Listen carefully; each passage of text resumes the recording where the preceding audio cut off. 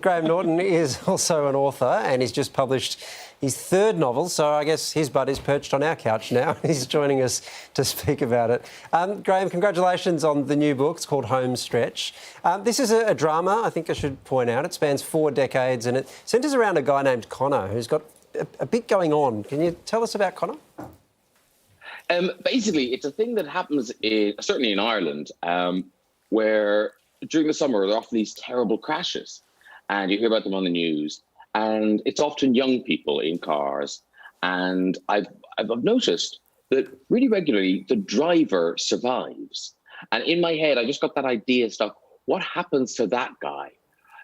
We've all made stupid mistakes when we were young. But what if your stupid mistake killed your friends, killed the children of your parents' friends, and you're stuck in a small town where there's no anonymity, you can't hide? How does that young life that hasn't really begun, how does it continue?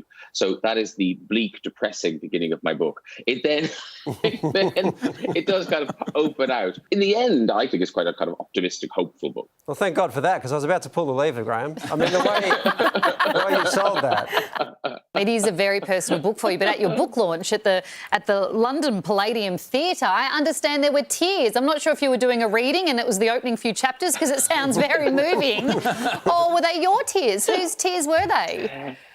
They were my tears. I feel they were really induced by wine and the excitement of being out of the house. It was because it was the London Palladium, which normally seats 2,000. And I don't know how, but, legally, and we ticked all the boxes, we got 700 people in there. And it's pathetic. It's only been, 6 months?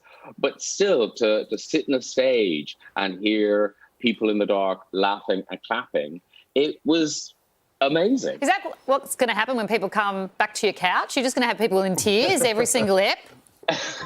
Here's hoping. We've only had one guest cry once. I think John Voight made himself cry once, and we cut it out.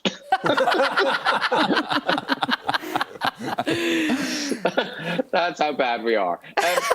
We're gonna have some guests in the studio, and so obviously we'll still be doing some of this, and we're hoping to have a small little audience. It'll be something.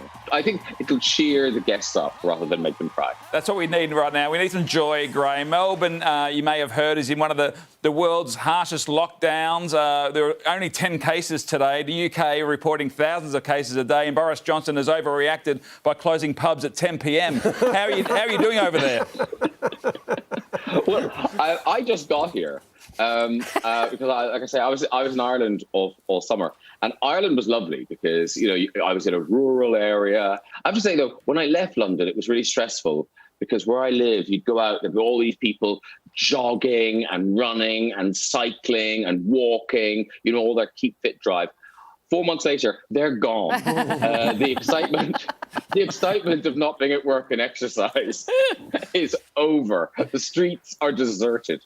So actually, it's not that stressful now that I'm back here. You're lucky in the sense that your show goes on. In fact, it's coming back to our screens this week, which is fantastic. And you might have picked up, I'm a bit red chair and lever obsessed. So I've always wanted to know, have you ever pulled the lever and then regretted it?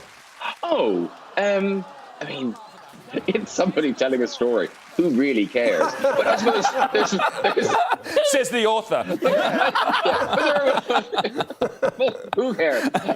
But I've occasionally pulled it, thought, actually, maybe I would have liked to hear the end of that story. It's so tough. Sometimes the guests insist that people come back, and I would say 99.9% of times they regret that decision because I was right. It was going nowhere. You thought it was going somewhere, it wasn't. And we are hoping to have the red chair in this new series. It'll be much slower. I think they're going to have some sort of industrial pesticide is going to be sprayed on the chair in between people, and people will be flipped into a sheep dip and things. But we are hoping to have it. Or it'll be done via Zoom and you'll have to watch as everyone tries to exit the meeting just to get them out of there. That thing, like, instead of goodbye, we just go, leave me. Well, Graham's book is called Home Stretch. It has this lovely cover. It's out now, and the new season of the Graham Norton Show returns to 10 this Sunday, so look out for that. In the meantime, thanks very much for joining us, Graham. Oh, leave meeting.